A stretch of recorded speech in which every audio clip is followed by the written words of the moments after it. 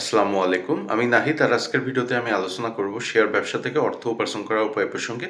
তো চলুন ভিডিওটি শুরু করা যাক। দেখুন, শেয়ার ব্যবসা থেকে দুইভাবে অর্থ উপার্জন করা যায়। নাম্বার ১, অল্প দামে শেয়ার ক্রয় করে বেশি দামে শেয়ার বিক্রয় করার মাধ্যমে, এবং নাম্বার ২, লভ্যাংশ বা ডিভিডেন্ডের মাধ্যমে। অর্থাৎ আপনি যদি কোনো কোম্পানির রেকর্ড ডেটের পূর্বে যদি সেই কোম্পানির শেয়ার ক্রয় করেন, তাহলে সেক্ষেত্রে আপনি সেই কোম্পানির ডিভিডেন্ড বা লভ্যাংশের ভাগীদার হবেন। তো এক্ষেত্রে প্রশ্ন হলো যে রেকর্ড ডেট কি? রেকর্ড ডেট বলতে সেই ডেট বা সেই তারিখকে বোঝায় যেই তারিখে কোম্পানি লিপিবদ্ধ করে রাখে যে কতজন বা কোন কোন শেয়ার হোল্ডারগণ কী পরিমাণে শেয়ার হোল্ড করে রেখেছে, এবং সেই মোতাবেক সেই কোম্পানি তাদের শেয়ার হোল্ডারদেরকে ডিভিডেন্ড বা লভ্যাংশ দিয়ে থাকে।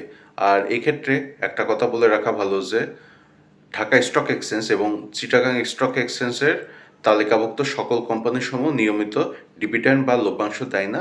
এক্ষেত্রে ঢাকা স্টক এক্সচেঞ্জ এবং চিটাগাং স্টক এক্সচেঞ্জের তালিকাভুক্ত এ ক্যাটাগরির কোম্পানিসমূহ নিয়মিত ডিভিডেন্ড বা লভ্যাংশ দিয়ে থাকে তাদের শেয়ার হোল্ডারদেরকে, এবং জেড ক্যাটাগরির কোম্পানিসমূহ কোনো প্রকার ডিভিডেন্ড বা লভ্যাংশ দেয় না তাদের শেয়ার হোল্ডারদেরকে। তো এক্ষেত্রে প্রশ্ন হলো যে আপনি কিভাবে জানবেন যে ঢাকা স্টক এক্সচেঞ্জের তালিকাভুক্ত কোন কোন কোম্পানিসমূহ এই ক্যাটাগরির এবং কোন কোন কোম্পানিসমূহ জেড ক্যাটাগরির? তার জন্য চলুন স্ক্রিনে যাওয়া যাক।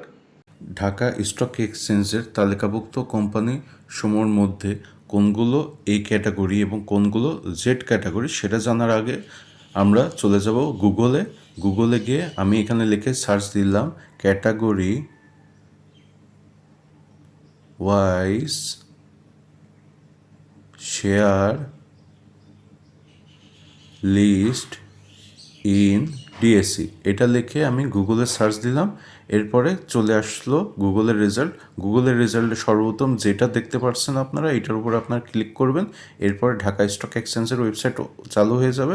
ঢাকা স্টক এক্সচেঞ্জের ওয়েবসাইট ওপেন হলো। এরপরে ঢাকা স্টক এক্সচেঞ্জের ওয়েবসাইটে আপনারা দেখতে পাচ্ছেন ক্যাটাগরি এ।